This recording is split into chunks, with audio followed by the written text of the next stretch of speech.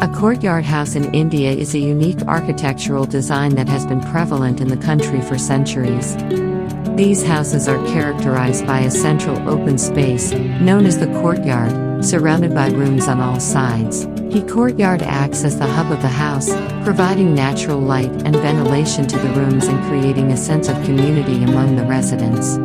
One of the most notable features of a courtyard house is its emphasis on sustainability. The central open space allows for natural light to enter the house, reducing the need for artificial lighting and saving energy.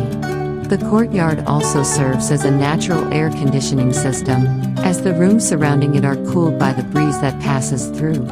Additionally, the courtyard provides a space for plants and greenery, promoting a healthy and eco-friendly environment. Additionally, the lack of modern amenities such as air conditioning and plumbing can make these houses less desirable to some individuals.